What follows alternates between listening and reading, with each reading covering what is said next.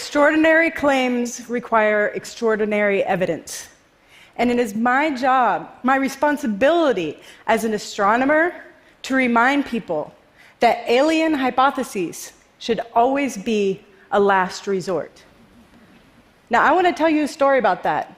It involves data from a NASA mission, ordinary people, and one of the most extraordinary stars in our galaxy. We began in 2009 with the launch of NASA's Kepler mission. Kepler's main scientific objective was to find planets outside of our solar system. It did this by staring at a single field in the sky, this one with all the tiny boxes. And in this one field, it monitored the brightness of over 150,000 stars continuously for 4 years, taking a data point every 30 minutes. It was looking for what astronomers call a transit. This is when the planet's orbit is aligned in our line of sight, just so that the planet crosses in front of a star. And when this happens, it blocks out a tiny bit of starlight, which you can see as a dip in this curve.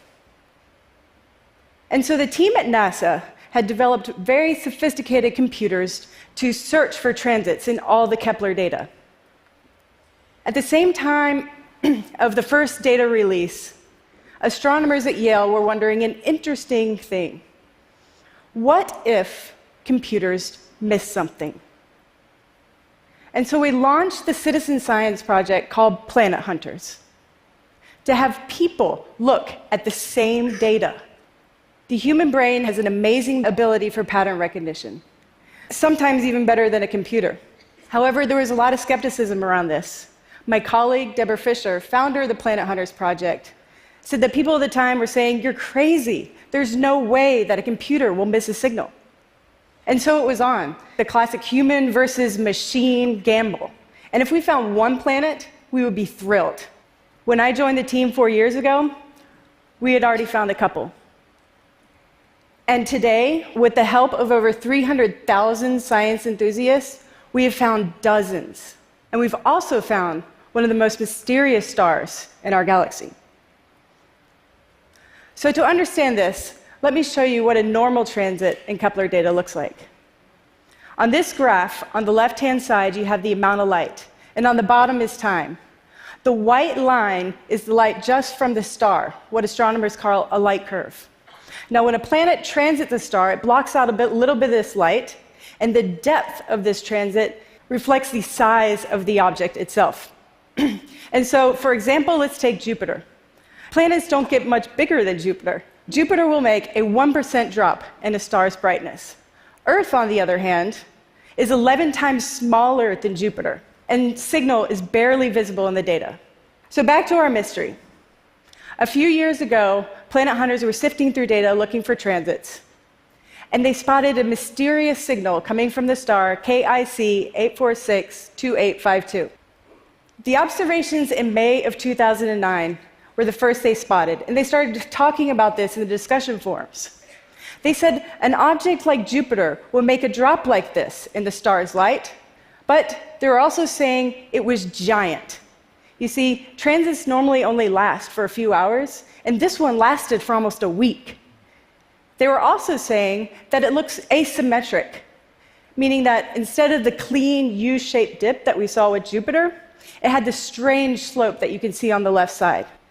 This seemed to indicate that whatever was getting in the way and blocking the starlight was not circular like a planet. There are a few more dips that happened, but for a couple of years, it was pretty quiet. And then, in March of 2011, we see this. The star's light drops by a whole 15%. And this is huge compared to a planet, which would only make a 1% drop. We describe this feature as both smooth and clean. It also is asymmetric, having a gradual dimming that lasts almost a week, and then it snaps right back up to normal in just a matter of days. And again, after this, not much happens. Until February of 2013, things just start to get really crazy. There is a huge complex of dips in the light curve that appear, and they last for like 100 days, all the way up into the Kepler mission's end. These dips have variable shapes. Some are very sharp and some are broad, and they also have variable durations. Some last just for a day or two, and some for more than a week. And there's also up and down trends within some of these dips, almost like several independent events were superimposed on top of each other. And at this time, the star drops in its brightness over 20%. This means that whatever is blocking its light has an area of over 1,000 times the area of our planet Earth. This is truly remarkable. And so the citizen scientists, when they saw this, they notified the science team that they found something weird enough that it might be worth following up. And so when the science team looked at it, we're like, yeah, there's probably just something wrong with the data. But we looked really, really, really hard, and the data were good. And so what was happening had to be astrophysical, meaning that something in space was getting in the way and blocking starlight. And so at this point, we set out to learn everything we could about the star to see if we can find any clues to what was going on. And the citizen scientists who helped us in this discovery, they joined along for the ride, watching science in action firsthand. First, somebody said, well, what if this star was actually very young and it still had the cloud of material it was born from surrounding it? And then somebody else said, well, what if the star had already formed planets and two of these planets had collided, similar to the Earth-Moon forming event?